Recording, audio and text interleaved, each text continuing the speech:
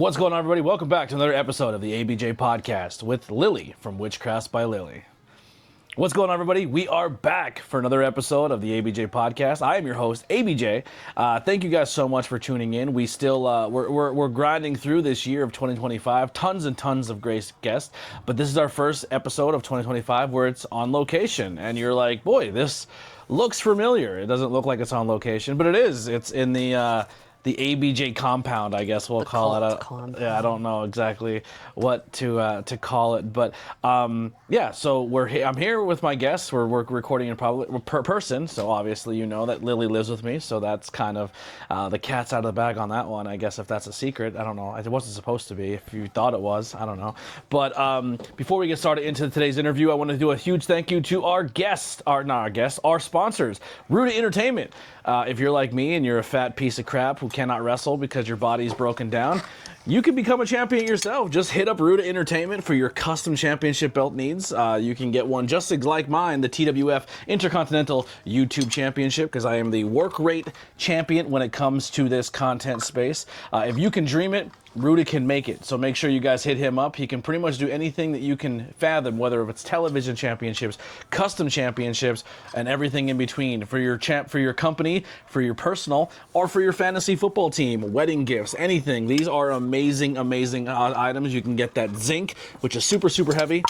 Very, very hard. Or you can get those brass titles, which are a lot better for kids and toys, and a lot more cost effective. So hit up Ruta Entertainment for all your championship needs. Also, the High Tension Wrestling Network, where this episode also will air and be a part of, so make sure you guys check them out. Always great content. You might hear me on some commentary or helping producing some of those shows with ring announcing or whatever it may be. So go support High Tension Wrestling and follow their page. They are close to their monetization goals, so go over and throw a playlist on and watch it for a couple hours and check out their content. But without further ado, more can shaking. Links below to follow myself and my guest. You can follow us on all social media. We do have merch pages that you can support. Right now would be very, very helpful. Throw some cash our way when it comes to merch or buying things, whether it's t-shirts or your custom-made Witchcrafts by Lilly merchandise. So, without further ado, let me introduce my guest today, Lilly from Witchcrafts by Lilly. How you doing? Long awaited, but I'm good. I'm good. Yeah. Okay. So you've been begging for this for like 2 years, but it's forever. It's been a long time. Maybe not 2 years. For this, anyway. Yeah. So you are here to talk about some of your crafts and things you do, and I don't know, anything in between that you want to bring up and talk about. So introduce yourself and tell people what you do. So I'm Lilly. I'm a lot of things. I'm a craft person, but I'm an artist, I would say, first and foremost. I have a business called Witchcrafts by Lilly. You can follow me on my pages, etc., etc. But I specialize mostly in making crochet projects, but I make resin crafts. I sew. I think that I am leaning more towards making clothing more than anything else. But if there's a craft that you want made, chances are I can probably get something together that you would like. Awesome. So when did you fall in love with doing the craft industry? So I would say I've always been kind of a crafty person. As a kid, I didn't really have a lot of outside experiences. I was very in home all the time. I was very closeted. What's another, I was a hobbit. Sheltered, thank you. You were in a cult. I basically was in a cult. It was called Catholicism.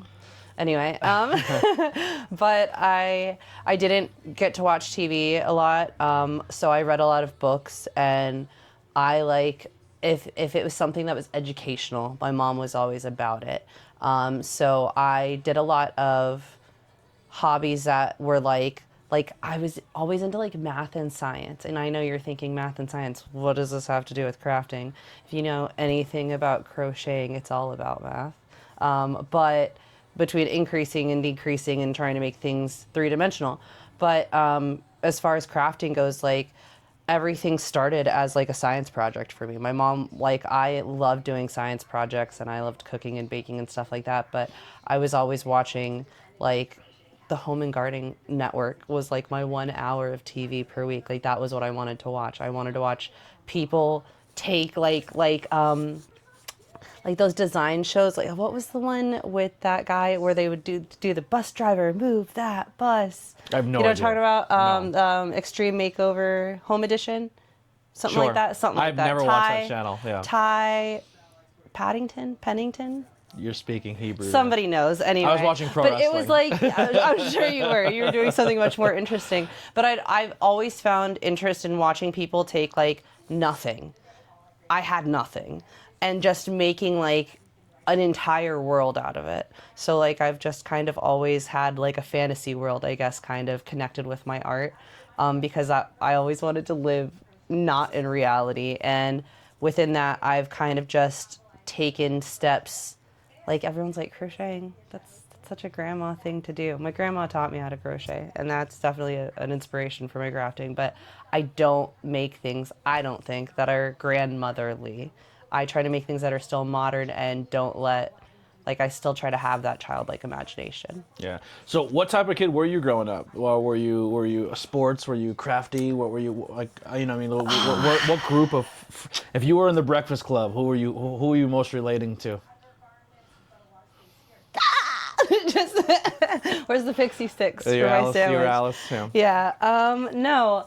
I was into sports. Okay, so I really was brought up Catholic. Like that was a big part of my life. Catechism on Tuesday nights, Bible club on Wednesday nights, like Sunday church, but then Sunday school after church, like all of that. There was church choir, like a lot of it. A lot of my life was kind of encapsulated it in Religion. yeah, in this like hold on. Just this ability to not I had to always have some sort of form going on, and I've always wanted to kind of like step away from that, but my mom always just kind of wanted form for me and was very controlling. So when I said that I didn't want to do religion, like the next thing wasn't choir that was with kids my age, because that would be things that had unhealthy like things to learn. Like it sounds ridiculous. It basically You was can't a cult, control but somebody if you let them be themselves. yeah, like you can't. I don't know. So the only other thing that for me was sports, and I did basketball for a bit. I did some track, I did some cross country, and then I got into, in 8th grade, I was into music. Like I got really into music. I wanted to get into band, and here we go again. I wanted to play the drums. Like drums was really big on my list of things to do, and my mom was very like, no, like that's cool if you want to do that, but I have a clarinet. I played the clarinet. Your other 2 aunts played the clarinet. You're playing the clarinet. Who's your favorite clarinet player? Famous. Exactly. Nobody knows any of them. They don't exist. Kenny G's technically a saxophone player, but he also plays the bass Yeah, clarinet. he changed to an instrument that people wanted to listen to. You know. Nobody's like, boy, let me put on a good clarinet CD. Squidward. Yeah, and he's the worst. No one likes him. Squilliam. Yeah. So. But yeah, so I mean, as far as a kid, I was very much someone who was like told what to do, and I think once I hit like 18, like literally day after my 18th birthday, moved out of my mom's house. I just kind of let my freak flag fly, and I was like, here we go. I don't want to be contained into a little box. I don't want to have every sort of my life under control, and because of that, I think I've spiraled out of control, which is fun to some, to some degree, but I think that I find the best part of my art in my lack of control. Yeah. So when did you start to pursue this as a business, and how did you get started? So I was an adult dancer, we'll say that, and an adult entertainer, and then COVID happened. I was an entertainer, as I will say, from about 2015 until 2020. So it was like it was an on and off thing. It wasn't fully all the time, but I was like bartending or doing that, or waitressing and doing that. But when COVID happened, it was like, this was always just like this little something hobby that like I could do whenever I was feeling like stressed out. But COVID happened and it was like, I need to figure out a way to make money right now. The gentlemen's clubs are closed. The bars are closed. The restaurants are closed. Like, you need to find money and you need to find it now and you need to figure out what to do. And honestly, I was at this point in time, I had just gotten out of the mental hospital. I had done a stay there for not being in the best mental state of mind. And I was staying with a friend of mine because, like, I didn't want to go back to the environment that I had been in prior to being in the hospital. So I was staying with a friend, and then COVID hits, and she's like, I have an RV outside, or you could hang out in the house, whatever. But so I started with the RV, and I started like fixing it up as like something for me to do to keep my mind occupied. But then she found a sewing machine in her attic, and she was like, she was a nurse. Shout out to Kippy, you're like my savior. But she had an entire like a loft full of scrubs that she had collected from like the past 20 years. So we just spent like a week going through all of this fabric and deciding which ones I liked and doing things like that, and like cutting up and making a design for a face mask.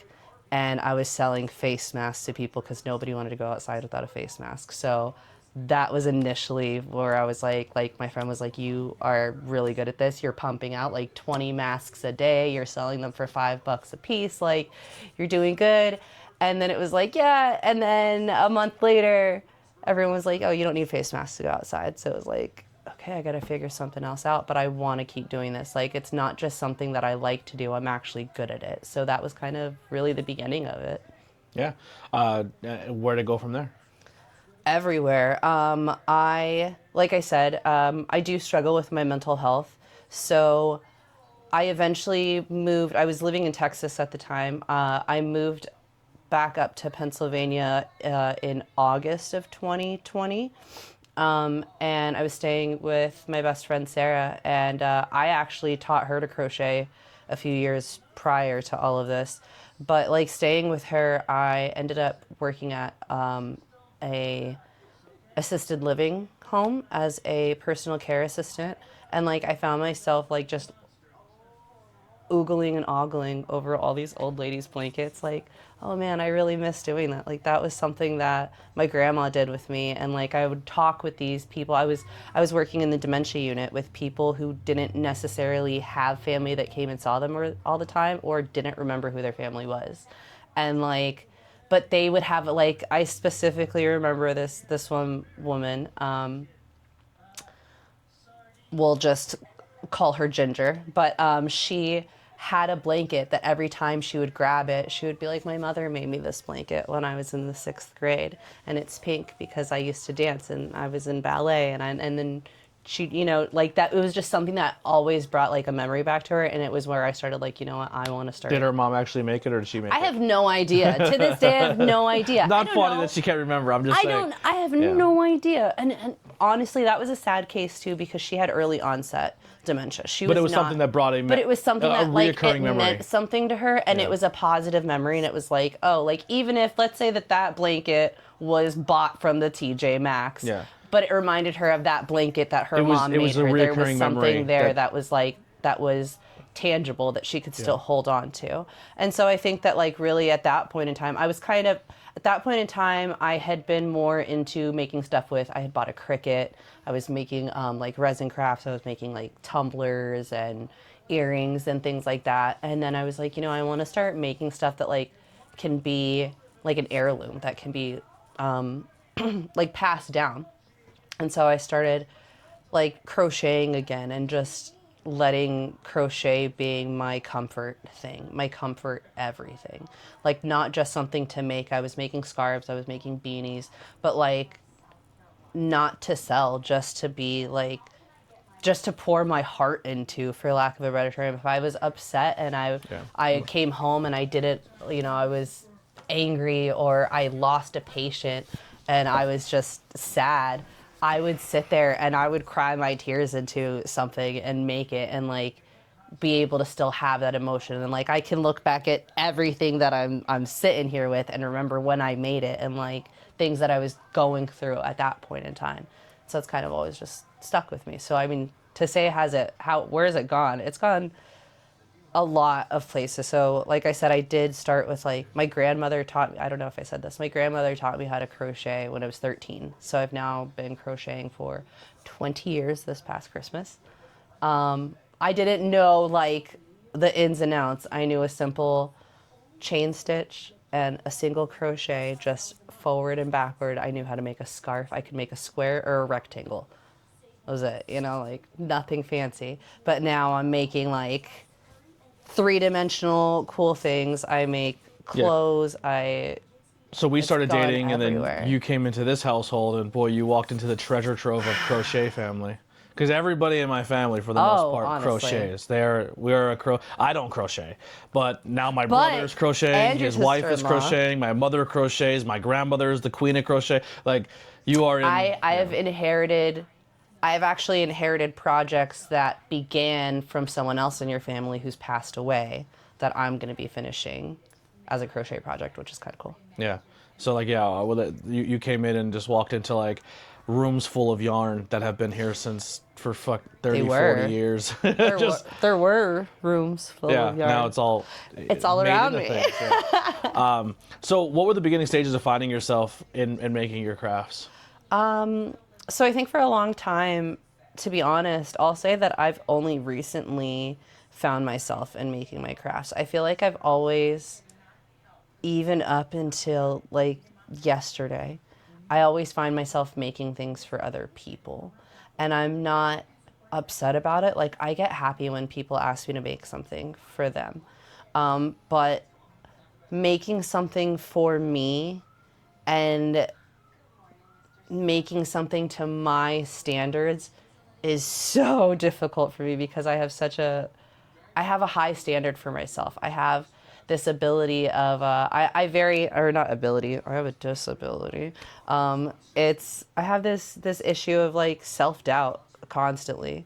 So I never feel like anything that I make is She good takes enough. apart projects more than she finishes them. So much. Or I'll get, 90% finished with it and go, I didn't like the last 60% of it. Let me start that over. Let me take it all apart or put it away for 3 months. But to say that, like, where am I finding myself in my crafts or how have I found myself in my crafts? I think that the more and more I look at things, like I started out, for instance, hi Ziggy. I started out, for instance, knowing that we were going to WrestleMania last year. And I wanted to actually WrestleMania. We were going to we were Philly, going to Philadelphia, where WrestleMania was going to be, and we were Correct. partaking in WrestleMania activities. But unfortunately, we did not have the funds to go to WrestleMania. Saying going to corrected. WrestleMania, I stand it's- corrected. As a wrestling fan, we did not go to WrestleMania. God, I wish, but no. Anyway, Yeah. I knew that I wanted to wear outfits that I made. I wanted them to have the Philadelphia inspiration in them, but I didn't want them to scream like I love Philly. So I made like this granny squared sweater, which is still like the Philly Eagles colors, but it's something that is not like, hey, I'm an Eagles fan all the time. Like you could see someone just wearing it over like a black dress or something and being more casual about it. But finding my way through things is like a manic episode for me. Like I think having a bunch of different thoughts all the time is hard for me to track. But when I get caught up on something, everything will take suit of that. For instance, we've got Beetlejuice. Everything. I had a Beetlejuice phase of like, my apartment was Beetlejuice. My furniture was Beetlejuice. My everything. I hope the purrs don't get picked up in the microphone. He's super cuddly right now. Yeah. He's all about He's it. loving it. But like, because of this, like I've made a Beetlejuice purse. I've made a Beetlejuice jacket. I've made Beetlejuice like top and shorts and another sweater, sandworm. You've also taken items that you didn't make, like a pair of Doc Martens, and turned them into other crafts. Right, like, you've taken... not repurposed them, but like kind of restyled them and remade them my own and painted them and added embellishments to them. Yeah. And yeah, that's kind of how I think I add my style, is when I get attached to something in life, whether it's a new TV show. I got obsessed with Bob's Burgers for like 6 months last year, and I'm gonna finish that today. I think I'm gonna make it a goal for me to finish this before he's done editing this video. But I went through like 6 months of just watching Bob's Burgers, so there's a coochie copy I never finished. There's no eyeballs on it. I'm gonna make those today, though. Well, no, he's the good one. Yeah. But like, I think that's how I find myself, though, is like, I'll get obsessed with something, or somebody introduced me into wrestling, and I was like, I don't know where that is. Sorry, Ziggy. There it is.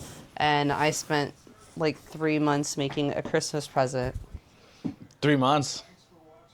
It took like 3 months. Oh, I started like 2 weeks before Christmas and ended like in February. So we talked about this a few times. So MJF is a wrestler who uses Burberry stuff, and he wears Burberry scarves, and she made me a custom Burberry scarf MJF mock-up.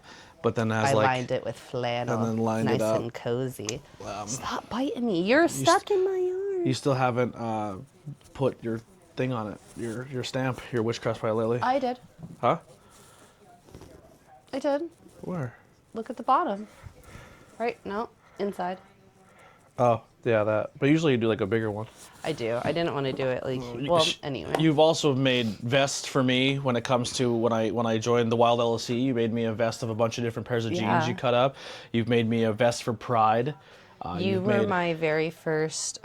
Here it is. My very first entrance gear. Yeah, person to have entrance gear. My big entrance coat, royal coat, I guess we could say. Look at that. Look at King that of the 570. The Beetlejuice jacket she's wearing, I wore to ring already. The Nightmare on Elm Street jacket, I've worn to the ring already. We've got the Taylor Swift jacket dress Taylor Swift back dress. here. Yeah. But then I also like make things like pillows and blankets. Gengar was the first plushie.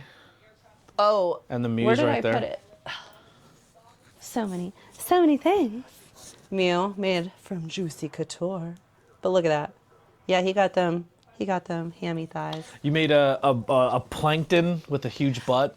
A big booty plankton I did for my friend Abigail. I make and that's the thing, is that I think that everyone's like, oh, she probably has this style. And I'm not saying that there is absolutely anything wrong with having one specific style. I just don't think that I can be, like I said, I don't think I can be boxed in. So like you'll see Etsy shops where everything is just one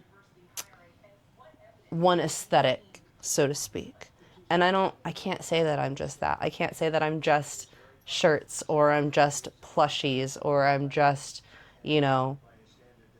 I make Pride gear. I make wrestling stuff. I make entrance gear. I make occulty things. Yeah, like I don't want to be known just as someone who, like, I want to have my own style, don't get me wrong, but I want to have my own, I want to do everything. I don't want anyone to say, oh, well, she only does this. Like, if someone says, like I was watching something earlier where someone was like, oh, well, we don't switch our formula, right? Like, we have this kind of chapstick, I think it was, let's say. And I know. Hey. It's always something. And we have coconut oil, and somebody comes and asks us to change our formula. And we're not going to do that, because then we'd have to change our formula for everybody else who's allergic to coconut oil. I'll be that person that changes my formula. I'll keep my coconut oil-based formula, but then make one that's avocado-based. Like, yeah, I want to make the stuff that I want to make, but I want to make stuff that other people want too. Like, for instance, a first wrestler to wear my entrance gear is not something that I would wear. Like, you saw, Dio Bando came up to me and was like, I see this jacket that you're wearing. It was a purple and black Judgment Day inspired sweater I had made. Which you gifted to somebody? Yeah. But I was wearing that, and he walked up and he was like, yo, I need this. I need something like this that matches my gear. Let's talk about it. And within a month, I had a hot pink, ombre to baby pink, crop top, hooded sweatshirt with little hearts crocheted all over it, and like Little not Easter eggs to something him. that is very me at all, but it is something that you could say, oh hey, that's definitely Lily's design. Like that's something Lily made. You know Yeah. what I mean? What are some setbacks and adversities you've overcome? Ooh, I think a lot of my setbacks have been self-inflicted. I think that I take things. I don't want to make this a podcast necessarily about mental disorder or about my mental disorder, but I do want to advocate for it a little bit. I think that with being diagnosed borderline personality disorder, rejection is really, really hard for me. Like, I take something that can be so minimal that anybody else could just blow off, and I'm like, that's the end of the world for me. So, for instance, I could take all of my stuff to go sell at a show, whatever, and not sell anything, or someone say, your prices are too high, and I'm like, okay, well, I'm done. And that's kind of been my biggest setback is I let the negative get to me. Like I let it just shut me down instead of keeping this positive mindset. Like I feel like I'm constantly on this like I want to do better, I want to do better, I want to do better. Like I literally have a mantra, so to speak, like written on the mirror that just wake up today, do better than you were yesterday, do better than you did yesterday, and everything else will fall into place. And I fully believe that, but then I'll let one little thing just derail me, and it just kind of I'm off track, and I'll get off track, and I have to like find my way back, and I think that's my hardest thing. Yeah. What are some key moments or accomplishments you have done so far, or moments that really stand out to you when it comes to your crafts? So big big things for me are like when people ask me to make them something. Like, and it might be like Dio. The first time he made his entrance wearing my outfit, he was still heel. He was still a heel character, but I was screaming my lungs out. I was so hyped in that moment. So that was like a huge I accomplishment wore for something me. first, but I'm I getting didn't there. get there. I'm getting there. I didn't get a scream. I'm joking. Go ahead. Why didn't he get a scream? Because Ask him. you were working. Because I was holding the camera. You want me to blind? Do you want me to deafen the people? Yeah. No, but that was a huge accomplishment for me too. Is you asking me like a week before your debut, but I was like, that wasn't even. He didn't even ask. I'll be honest. That was like full on. I'm taking on this project.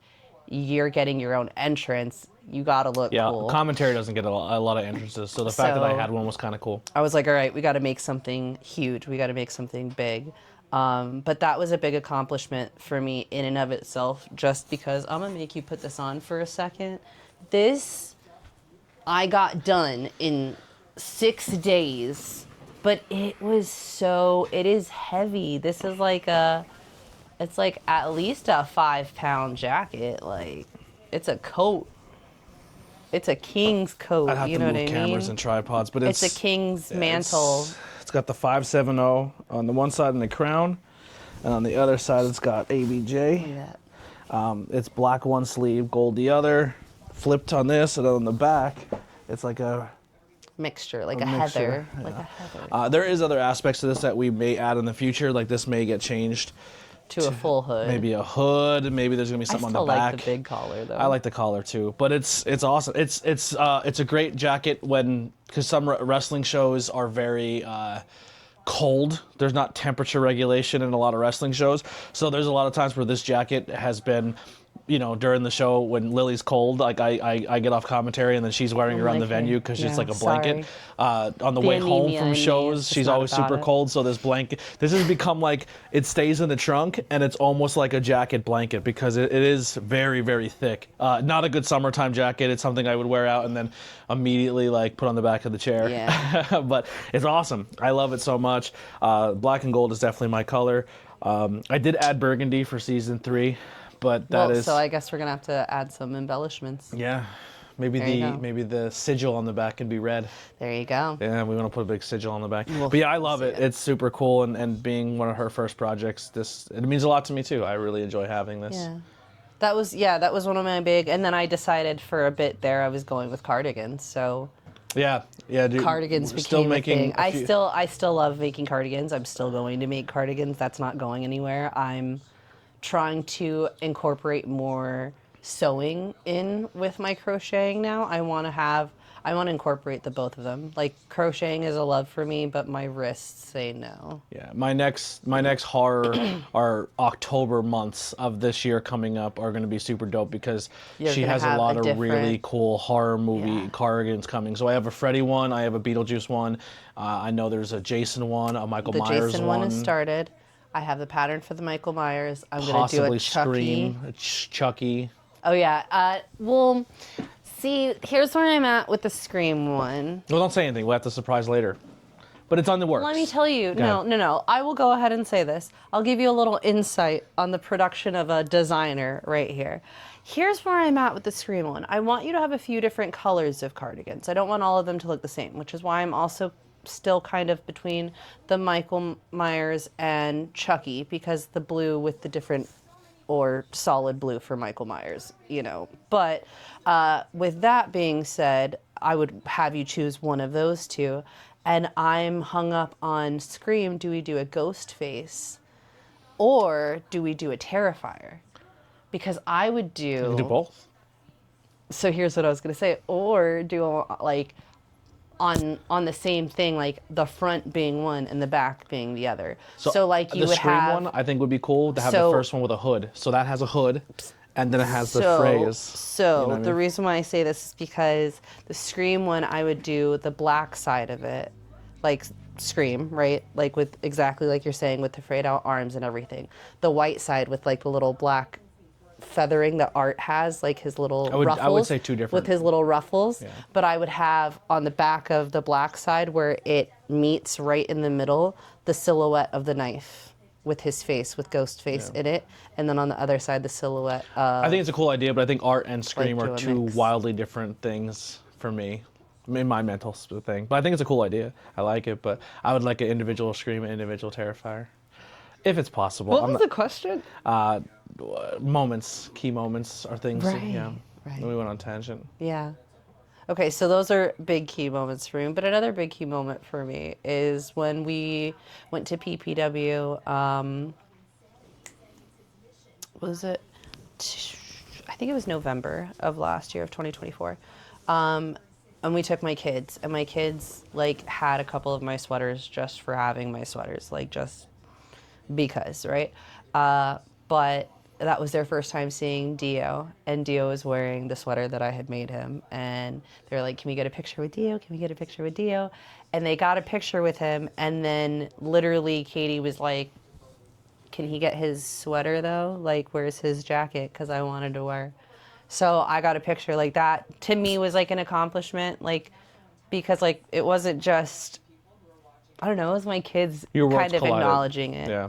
And like my kids being proud of things that I've made and been like, how come you're not supporting my mom? Kind of, I don't know, like, but that was really big for me too. And then now, like, I think I wouldn't necessarily say an accomplishment, but something that I've had, I think I said it, I was alluding to it before, people asking me to make stuff for them. So I've made stuff for some people that haven't been worn, and I'm not, I don't mean that with any ill intent. Like, I understand that everything I make is not wearable in ring or out of ring, or with the outfits, or with where character changes go and things like that. But it's always an accomplishment to me to have somebody ask me to do something for them. So I feel like it's an accomplishment for me that I now have not yet accomplished, but I'm being asked to make more ring gear that's being pushed more with my sewing. Yeah. Yeah. Don't you have a ring gear that you're supposed to make somebody that is on TV too, that you're supposed to be working on? That's on TV. Yeah. You had a conversation at Phantom 6 with somebody about making something. Fall through? Yeah, Oh, we'll get there. okay. Maybe one day. there. Maybe one day your crafts will be on TV. That's the goal. Yeah. That's the goal. Sometime maybe it shows up on WrestleMania one day. Full It's circle. gonna show up. No, it's not gonna be. It's not gonna be a WrestleMania moment. Might be. You never know. It's gonna be an all-in moment. An all in. Yeah. There you go. What are your influences and role models? Okay, so the world of design is so vast and just crazy everywhere, but like Lady Gaga, first and foremost, like art is art, but I think that she's not afraid to be herself. She is humble, but she is crazy and zany, but like not in a pick me kind of way. This is who I am, take it or leave it. And I've always loved that about her. But as far as like actual designers go, Gunnar Death Rage is someone I've been following for years on like TikTok, who's just someone who I've just been watching pin fabric and drape fabric. And I know nothing about draping fabric or pinning fabric, but like I'm just watching them like for hours at a time, just getting a little medicated and turning on some of their videos and like just listening to their calming voice and watching them make a project, whether it be a bodice for a dress or a corset or like an entire suit from like head to toe, and just being mesmerized with it. But like watching someone having not just like a patience for it, but a passion for it as well. I think that that's something that they really embody that kind of got me into it. Who's the drag performer that we watch a lot? Silver Fox or whatever? Oh my gosh, I love that. That's what it is. It's called Silver Fox, right? Oh, fucking awesome. Amazing. The best. I would want a Silver Fox leather jacket. I never owned a leather jacket. So they have but so many different. That Beetlejuice jacket was so good. For the record, the person that Tony's talking about. Follow them on social media. They're really, really good. Yeah, I think it's at Silver. See, you've got me really messed up. Is it Silver Fox or is it Silver Rocks? Rocks. I think it might be It's Silver Rocks. ROXX. Yeah. But it's like underscore. They're unbelievable. But at any rate, And their drag is super good. if you go to their website, all of their designs you can get their patterns for. Like whatever they make and they design, they have like where they put the LED screens like in their leather jackets and stuff, and you can go to their website, get the pattern for the jacket, and then download the software that you need to put into your LED screens. wild. Like they share. There's nothing gatekeeping about them, and I love that. Yeah. They did a really cool Bob's Burgers drag where they did Bob and Linda. Oh my God, I love that one. They did him. The Grinch. Oh my God. Him from the Powerpuff Girls. The That old him's right back Greg. here. I have him tattooed on me, so that was really cool. They're really, really good. The I'm old like a Greg really one big fan of killed them. me. Huh? I love that. Old Greg. Yeah. They're super talented. Any other role models or influences? So honestly, that you said that, another person that that really I think speaks to my heart, Katya Zamolodchikova. Don't whisper. You have microphones on you. I didn't think I was for it, but Katya, Trixie and Katya. Katya Zamolodchikova. You know her? I've heard of her. You've heard of her, no. Honestly, I think that they are someone, again, that's just not afraid to be themselves. And I think that's something that I struggle with a lot. But I'm not afraid to put their struggles out there either. But exactly, that's something I struggle with, is not just being afraid to be me, but being me unapologetically. I think that's something that I struggle with a lot, is I apologize for everything under the sun. I apologize for the sun. You know what I mean? Like but that's another huge influence for me to like, just kind of like, don't let everybody else, like, don't worry about what everybody else is doing or what everybody else is thinking. Just kind of just keep going. Like, because Katya just keeps going. Yeah. Through addiction, through everything. I love them so much. Them and Trixie, they're super cool. Where are we at here? Goals you have set for yourself personally or with your crafts? So a personal goal that I have set for this year is to get at least 3. I've got 2 in the works. But I want to get 3 pieces of entrance gear done this year. I want to get them shown across different promotions though. So I have an idea for who I want my third person to be, but at this point in time, I have two guys to promote, well, more than two promotions, like a few different promotions where people will be seeing my entrance gear, but that's a big goal for me this year, is to get a female wrestler to wear my stuff around and like not promote me, but like kind of just to get people to be like, wow, that's different. Like, who would you want as a female? If you could pick, you could pick a female of talent to wear your gear, or you can make something for that you connect with. Who would it be? Cosmic. Cosmic? In a heartbeat. Really? Like, I have a whole in my brain how I already have Cosmic a would have been full number 2 outfit. pick for I would have thought for you. Really? Yeah. Number 1, I would 100% said Sammy Chaos.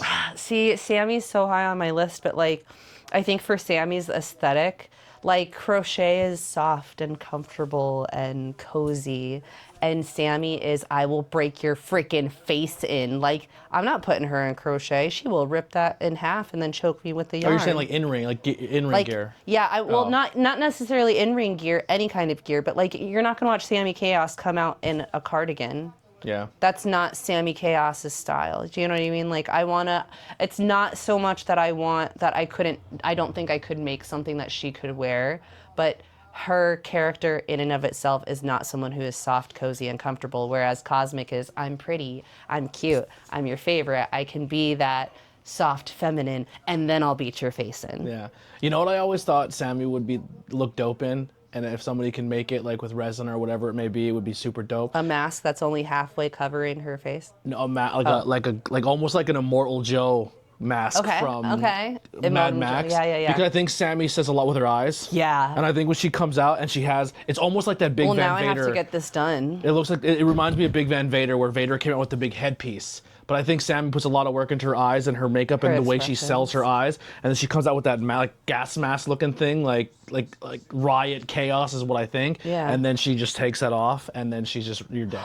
Oh my gosh. And then have her just, listen, I'm doesn't probably wrestle in it, but just comes far. out with it. No, I'm probably going too far. But you know how she does like the cracked makeup look? So having her take it off and then having like a black blood packet and then just like bleeding out the toxic chaos, like that would be amazing. I think she had like her big Van Vader mask, or like Wasteland mask. I don't know, just it'll be dope. I have to make this I have to make a steampunk era Mad Max Sammy Chaos. Yeah, I think that's what I would envision.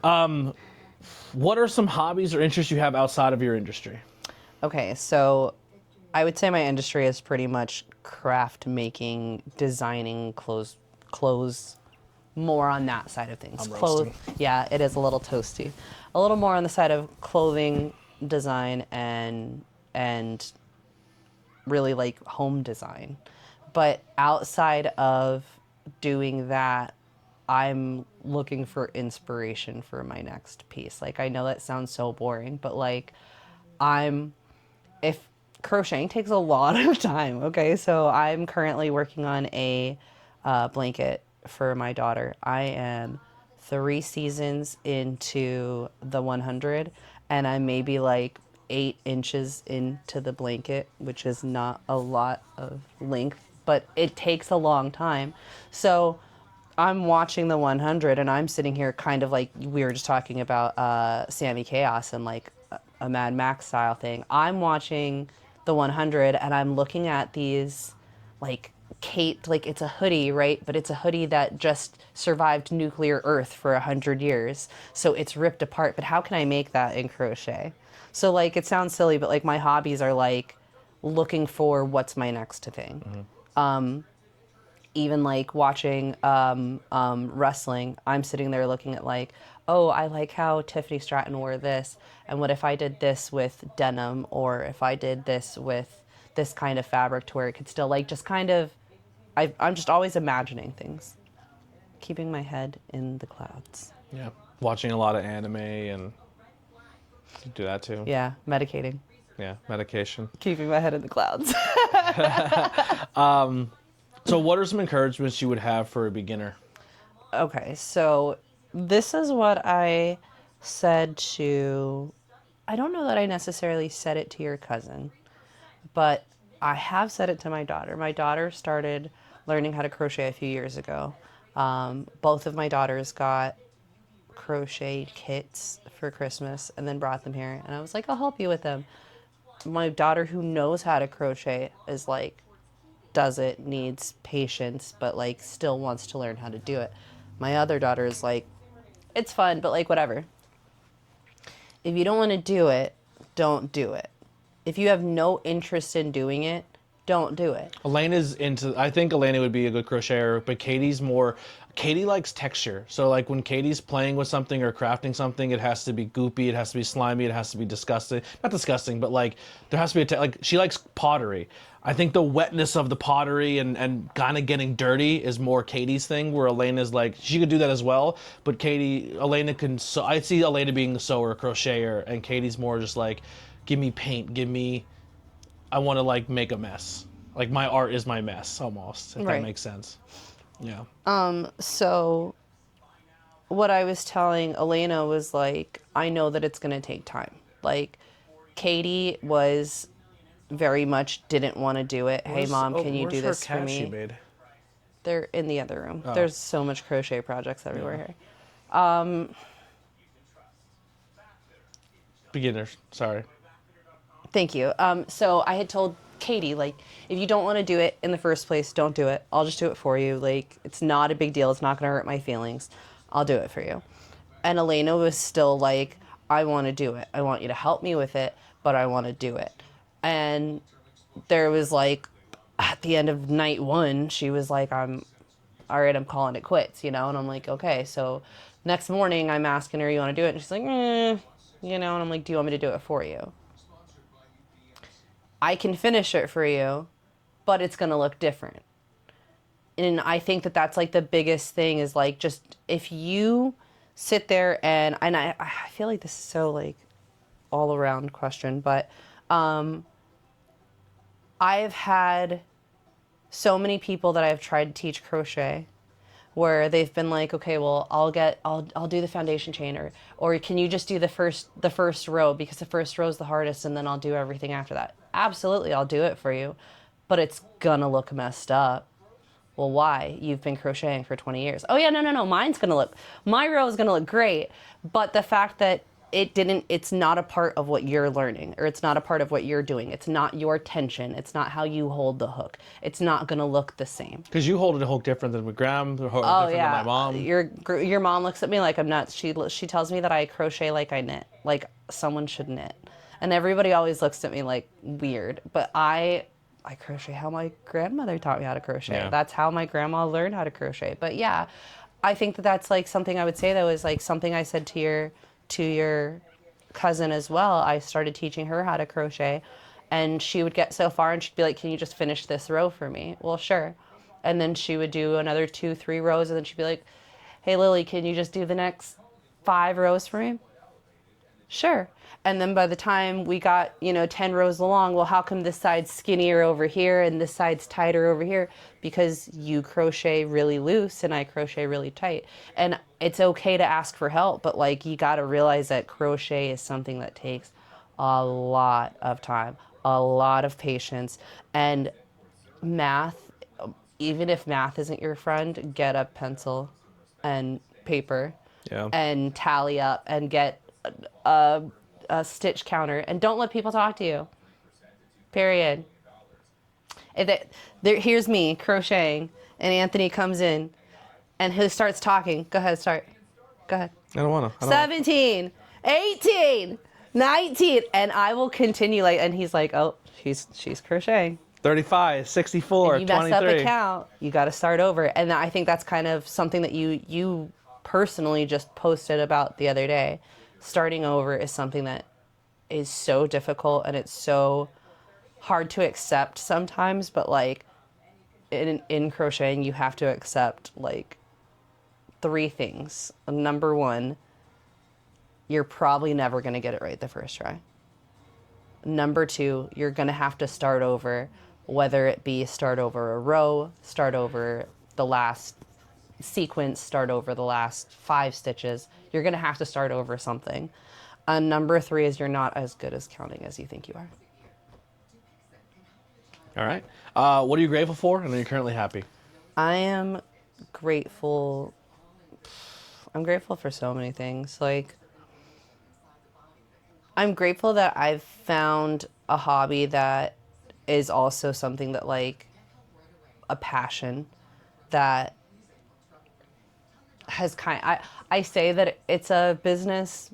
I haven't had like money coming into it, and I understand that like it could be another 10 years if I ever make a dime. I'm okay with that, but I think that like I'm really grateful that I've had the opportunity to have some of my stuff seen and appreciated, or have people like actually ask for things, or compliment things that I've made for other people, or I'm so grateful. Like, it sounds ridiculous, but like, you came out wearing this the weekend that Beetlejuice 2 came out. I had gotten this finished, and you wore it to the convention, and like 17 people stopped to be like, yo, that sweater's awesome. That's a great, cardigan. Like, that's an awesome jacket. Like, I was lighting up because of how much like my art was seen. My Pride got a lot of love too. My Pride Your jacket, Pride vest, yeah. Like, and I think that those things are like things that I'm really grateful. But I think that another thing that I'm super grateful for is that I do have like I don't know if I have people that it might not be for them. You know what I mean? But I have people who will sit there and still support my art. Yeah. That will sit, they might not order anything, but they'll be like, wow, like I'll post something or I'll make something, and they're heart reacting it, and they're sharing it, and they're loving it, and they're telling other people about it, or like that warms my heart every time it happens. Yeah. Where can people find and support you? Everywhere. On Facebook, it's Witchcrafts by Lilly. On Instagram, Witchcrafts by Lilly. On TikTok, Witchcrafts by Lilly 13, I think. Twitter. X. Oh. That Craft Witch Lilly. Yep. I didn't think about it. And YouTube. And YouTube at Witchcrafts by Lilly, where you can see me. I have a few different videos, different playlists. So I have Witchy Works in Progress, which I think you'll see me making this and his yellow coat over there. Maybe a few other projects in there for around WrestleMania week. And then I had started a project that I will hopefully soon be getting back into, and that project is called Fighting with Fashion, which is where I am interviewing wrestlers on their fashion, their design choices, and things of that nature. All right. Once again, if you made it this far, make sure you screenshot, tell people you like this podcast, comment, follow us both on social media, as well as if you made it this far, hit likes, thumbs up, share, subscribe, the whole nine. We are on the quest for 10,000 subscribers. We're growing. It's not going quick. Like right now, as the day of recording this, it's the 30th of January, and I think this month alone, I think I've gained 27 subscribers. Whoop, whoop. Which is pretty dope. It's good. Slow and steady wins the race, but we're getting there. And I think out of those 27, I think we have some repeat customers who are keep coming back and watching and showing love. Comment section, light it up. Help me out. That helps out a lot too. But yeah, thank you so much for coming on the podcast. Thank you guys for watching. Here's some music by the Converse Kid. We'll see you guys next time. Bye.